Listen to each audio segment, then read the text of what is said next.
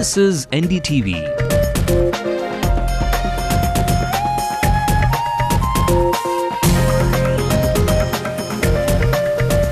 And you're watching NDTV Hindu.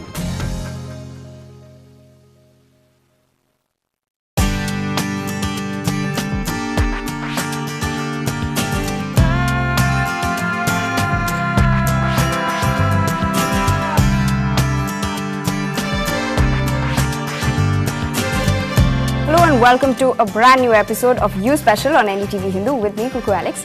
I'm at the Sivaji Ganesan Film Institute in Vadapalani, and with me are a bunch of students who are learning filmmaking. So we're discussing films today and the latest trends. Would we really say it is latest trends? Because there are a lot of remakes being made. There are a lot of books being converted to movies. So that's what we're looking at right now. Let's start with Ram here. Ram, tell us a little bit about the process of this whole thing. Yeah. So it's a whole new world when it's the filmmaker and the book. He's going to probably take up to make. So he's going to start off first by analyzing the intent of the book. Now, what do you see from many of these productions is that the good ones is what I'm talking about. Is that they bring it into a timeline. A period which is very adaptable. Like as in, I'd like to quote an example here. In 2005, Peter Jackson made King Kong, which is actually a remake as well as a reboot as well as a book to film adaptation, because it's a remake of the 1933 film and the book as well.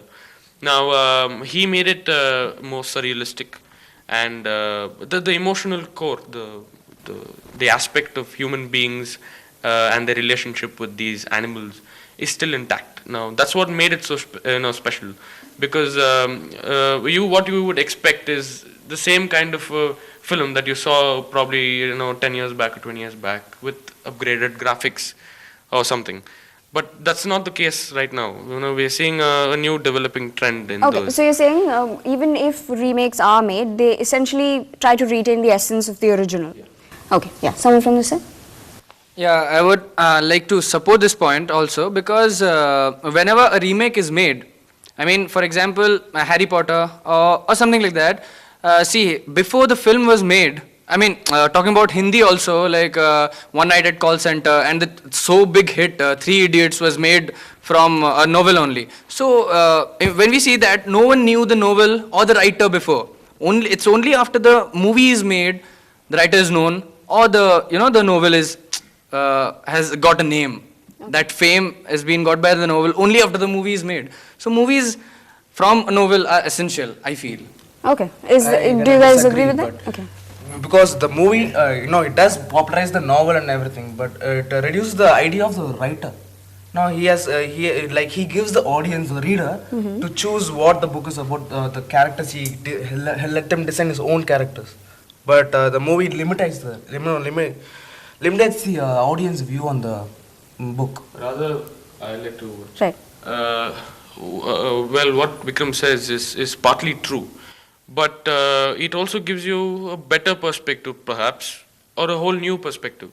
And when you're too tired probably to read a book, you would probably want to go see the movie the book is based on. Right. And you have an idea. You have a picture perfect idea right there, served to you on a silver platter. But is that better? Books always give you some sort of way to let your imagination flow. Yes, but does that happen in always? Movies? It's a good thing for your imagination, because you imagine what's the scenario like, the situation like.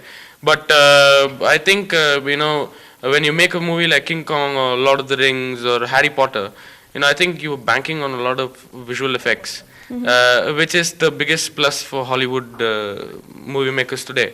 Now you would go, okay, you would expect something, okay, you're going to sit there. What if you get an entirely new experience? Right. So in the sense that what he says is partially true.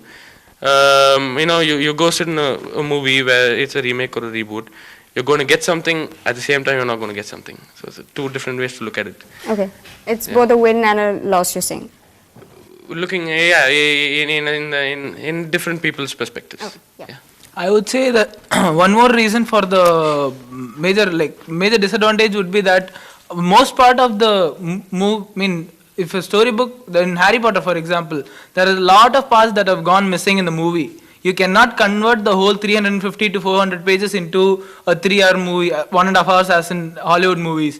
But whereas 3 years, there was a good amount of content that was taken in. So that's one major loss as far as I can take. Okay, so how does that process work out? How does the person who's writing the screenplay decide these are the things I will take from the book, these are the things I won't? It basically just depends on the content, as in there are a few things that are just for introduction purpose. There is a part of the novel which you know when you're reading is for the purpose of the main part. It's like in movies they say it's a 3-act structure. The introduction, the main conflict and the conclusion. So it's like you have to leave between the in-between parts. You should know which part to leave, All the unnecessary descriptions can be cut down, which at many times doesn't happen. In Harry Potter, I've seen that in last 2 parts, there have been a few more important parts that have gone missing. Okay. Like I felt that was important in the book, but it did not get it in the movie, which I really felt bad. So perhaps would you say that's why some of these remakes don't really work out well, because they haven't taken the parts that you, as per your opinion, those parts that should have been taken from the book were not taken, and maybe that's why the movies didn't work? Yes, as being a hardcore fan of Harry Potter, it's like when I look at the movie, I'm like, no, I wanted Harry Potter to do that. I wanted Harry Potter carrying the Quidditch. I can't see that it's pretty much...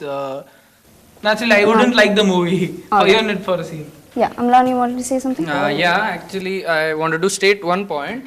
See, we can't exactly compare novels with movies, because when someone writes a novel or someone reads a novel, it's up to the writers and the reader's imagination. Totally up to the reader's imagination. When we read a novel, we just imagine a character of our own. We just imagine everything written in it. It's nothing limited there. But when it is converted into a screenplay, it needs to be limited. The director shows what he is seeing. The director shows the audience what he wants to see. So we need to go with it. But novel it's unlimited. You can lots of readers, lots of imaginations, everything different. Okay, so what does the director want you to see when it's a remake? When it's a remake, the director, I feel, wants to give it a different style, give it a modernized, show it in a modernized way to the modernized audience. The audience 50 years or 60 years back aren't the same audience now. Today we have young people seeing the movies, so the style they want to show us like that. So I think that's the director's aim, I think. All right, so one quick point from Paul, and then we'll wrap up. I think it's not really possible for you to transfer all the things written in a novel to the movie, because if you want to do that, it will take you much time, much money, and a lot of things are involved. And if you have to know that when we read the novel, it's our imagination, and every one of us here now, if you read the novel, you have different things coming up in your brain. And the director who wants to transfer it into a movie has his own imagination, has some things he has to bring into it. So you can't really say that you can transfer the whole thing in a novel to a movie. It's just not possible. It's not possible. Okay, on that note, we need to come to the end of this particular segment, but 2 more to go. Come right back.